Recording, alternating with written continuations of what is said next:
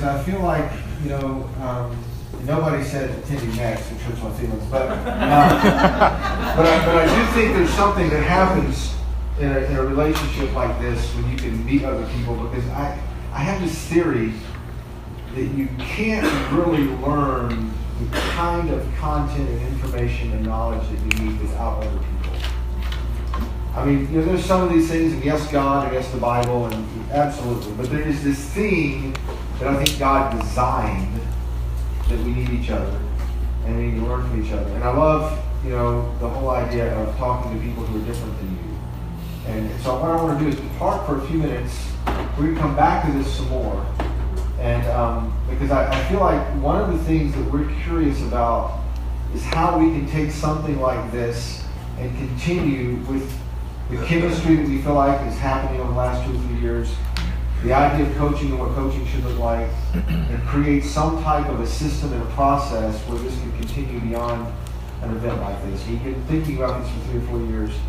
And so I think in the next several months, we're wrestling with what does that look like for not only you, but for other staff members and other tribes, we would say.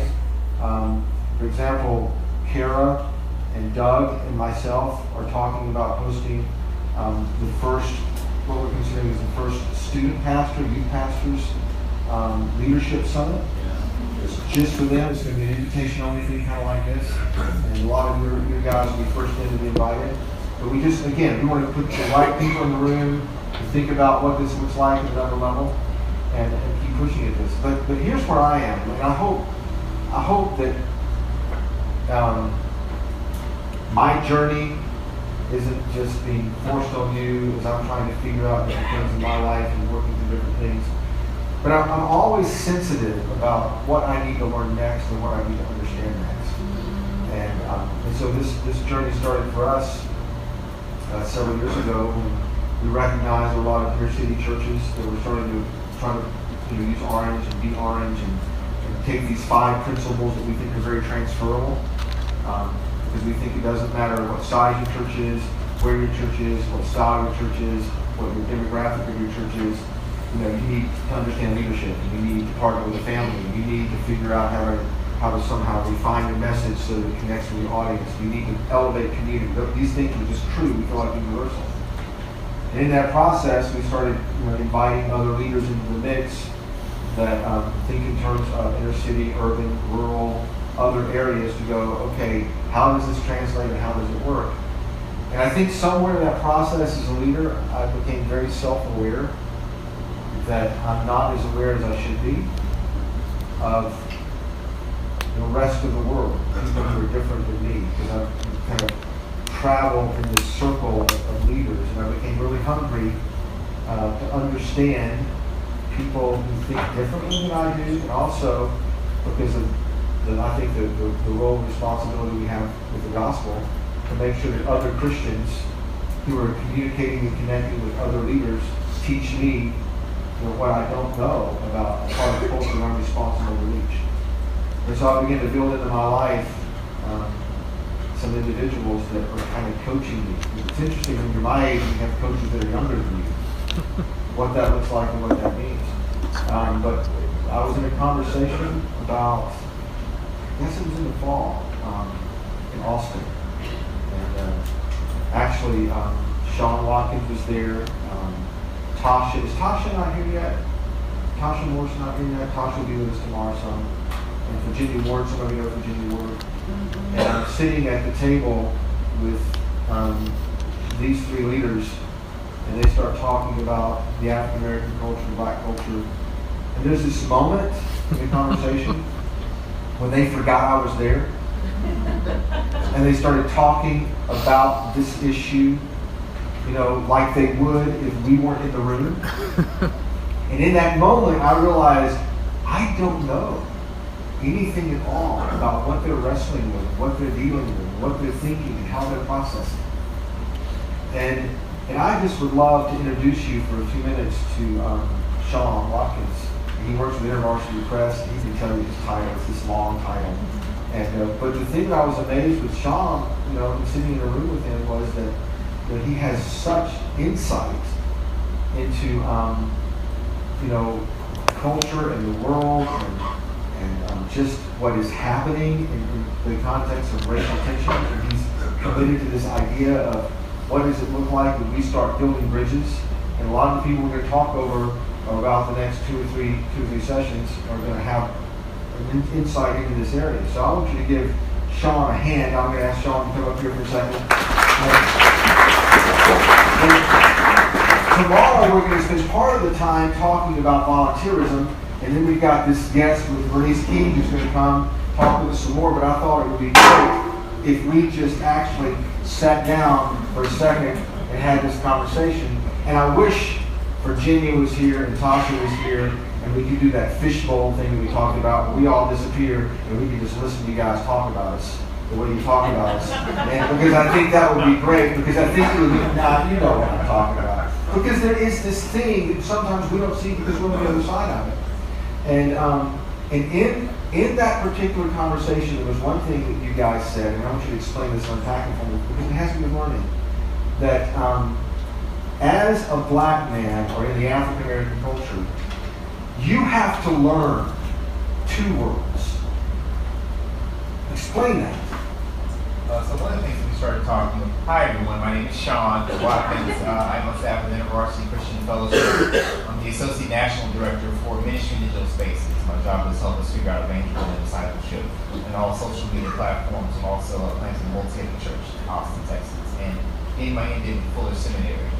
That in intros, one of the conversations that we were having, or topics of conversation, we were discussing is this idea of code switching, and what does it mean for me as a person of color to navigate the complexities of things that exist in the United States. And so one example that I gave to Reggie that we were talking about was, I said, if you were white, you have the opportunity to get a high school diploma, a bachelor's, a master's degree, a doctorate, and a PhD in the United States, and you never have to cross cultures.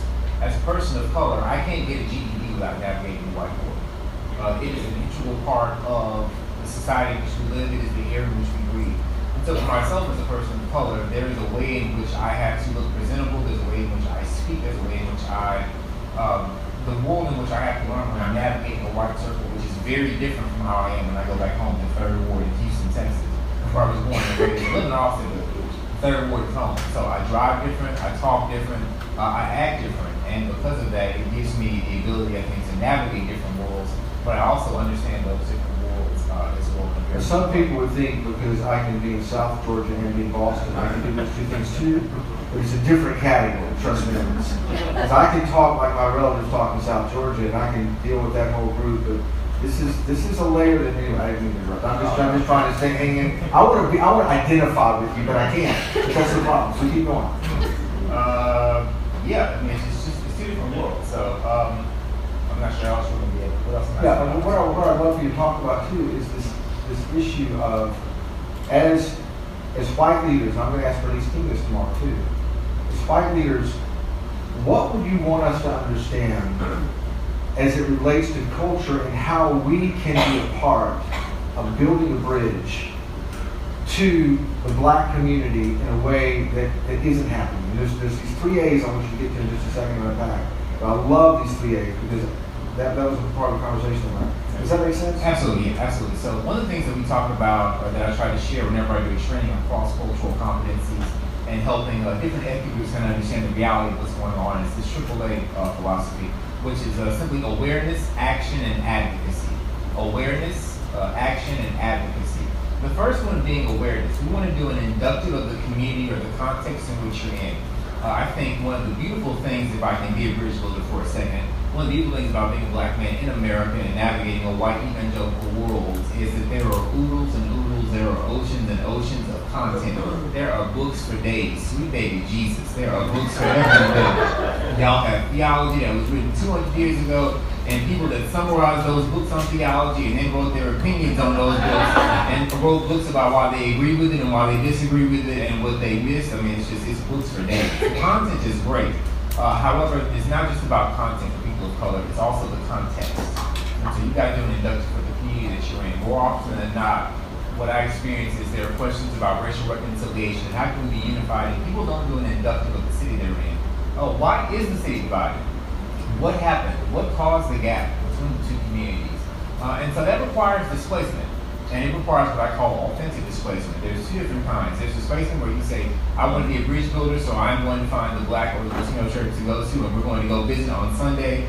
You will stick out like a sore thumb. Everyone will see you. They will either be very nice to you, or they will be very mean to you, or hopefully somewhere in the middle. Who knows? I'm generalizing. But that's really not a displacement, because you'll go back home, you'll meet the reality of it. And to be completely honest, you step into that context from a place of power. What happens if you decide, I'm going to go to this church for 3 months, or for 6 months, or as we tell our college students, we want to invite you to go on a 6-week mission trip.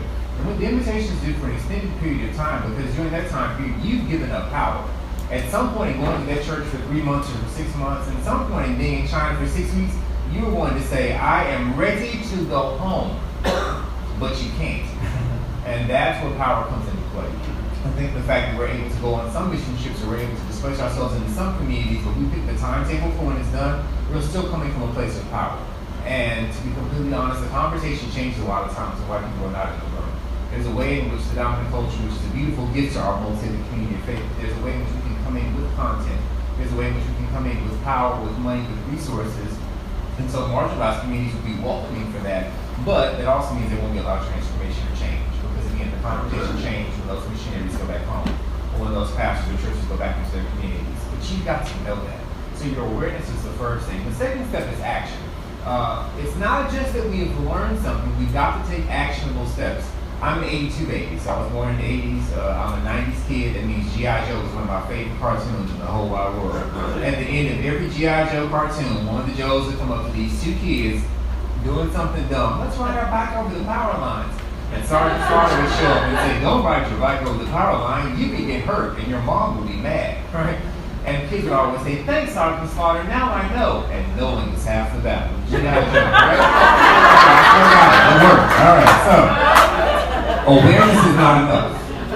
Awareness is not enough. Hear me, out. Awareness is not enough. It is not enough that you have learned about the reality of something. You must then apply what you have learned. I love the book of Nehemiah, and I'm so grateful Reggie's a prophet of the Lord. I'm so grateful for the opening conference and talking about Nehemiah. Nehemiah teaches us something valuable. In the beginning of the book, when it starts out with a problem in prayer because the walls are down, and at the end of the book, when Nehemiah comes back 12 years later, he finds that Israel has broken every promise they made to the Lord.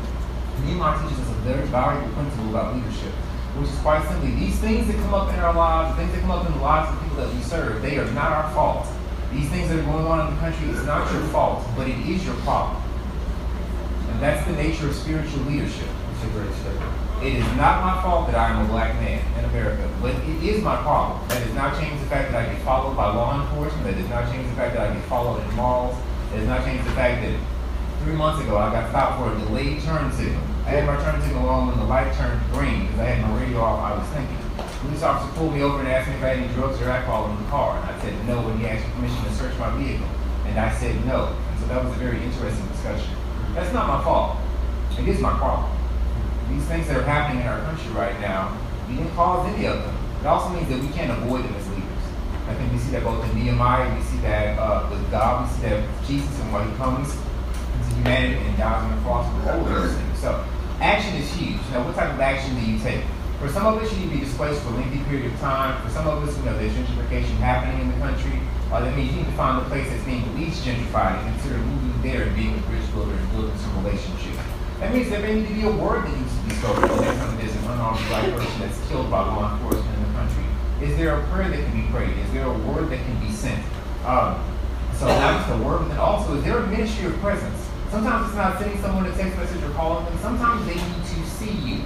In the same way that we have loved ones when they pass away, it means the war when family and friends show up. Sometimes there's such a thing as a ministry of presence. But you've got to, again, if you do that inductive, you'll know what action step is necessary to be able to take. I always challenge people to be able to say, create a crisis timeline. How long has this thing been in the news? Who all is responding to it?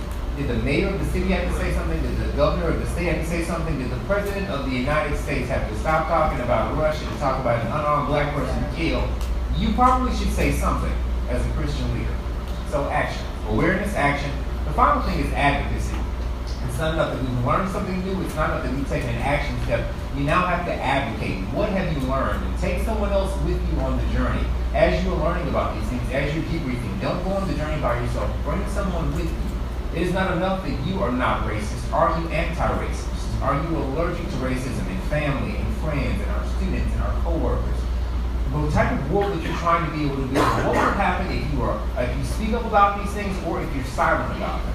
What future are we trying to build as Christian leaders in the United States? And that will let you know what you need to be able to advocate for. So those three things I try to challenge people on, and I think it's a great place to be able to start. I think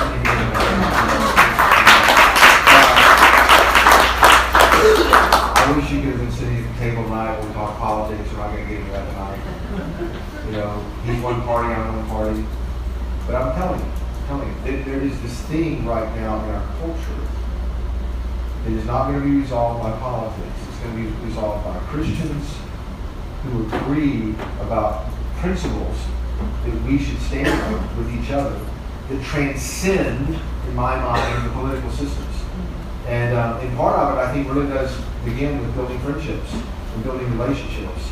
And I wanted you to meet Sean and Tasha tomorrow, and then hear from Bernice, because I just don't think as white leaders, and a lot of us who are white leaders are as aware as we need to be. And I don't think we're taking the appropriate action sometimes that we should take, and being the advocates for people that we should be. I'm not challenging you to take a political stand or change your political views or anything like that. I'm just saying, John Acuff is up next, and I love what John Acuff says all the time when he says, when the issue is no longer an issue and it becomes a person, we change how we approach and how we talk about it.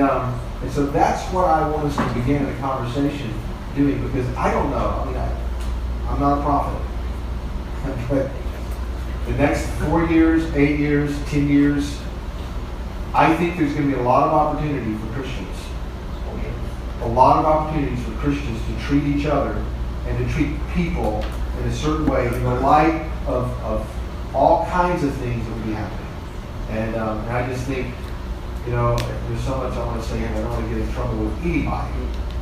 But I just think it's time for us as Christians to transcend politics. And I know Nina, you should sit down with Nina. I mean, their church is right in the middle of Washington, D.C.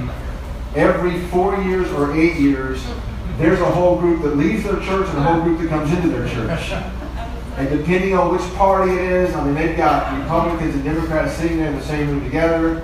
And now, you know, they don't know exactly how to navigate the waters, because if you say a certain thing a certain way, this group thinks you meant this. And, you know, it's kind of like my illustration last night about build a wall with Nehemiah. You know, some people could walk out here and go, what does he say, build a wall? What does he mean, build a wall? What does that mean?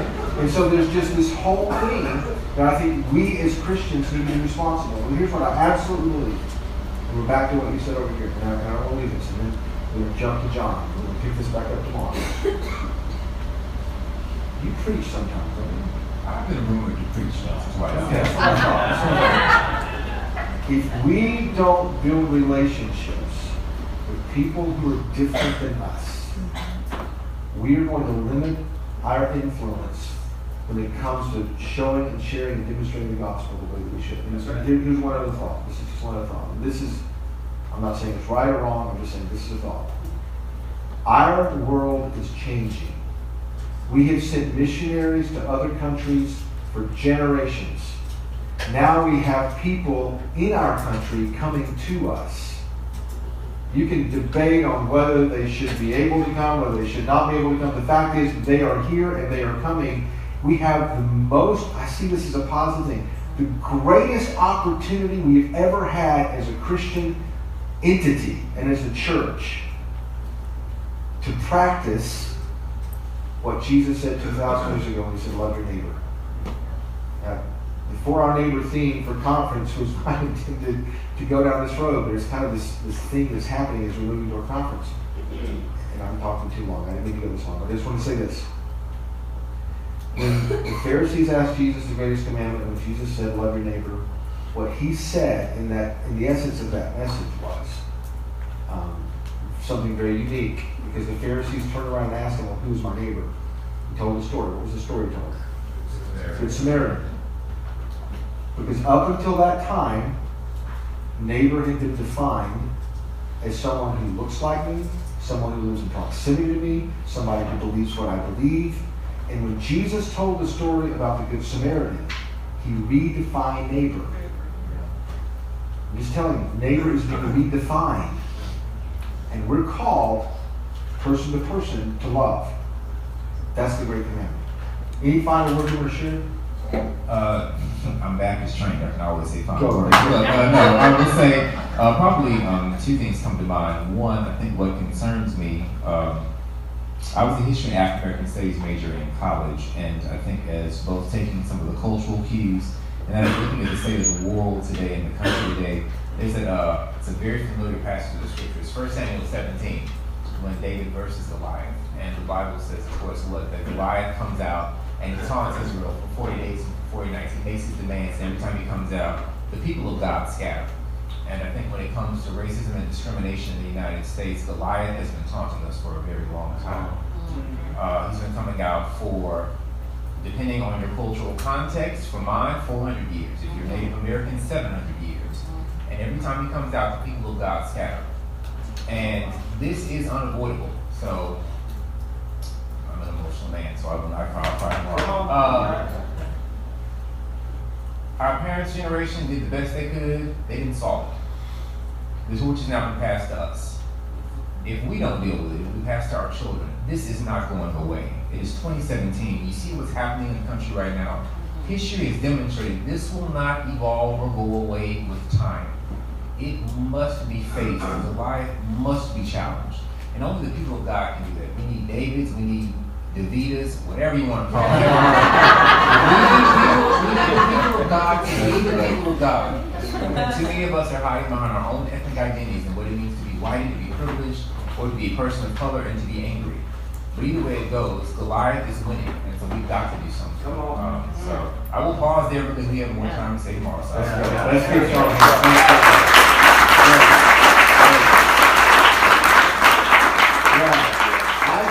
I just think this is huge.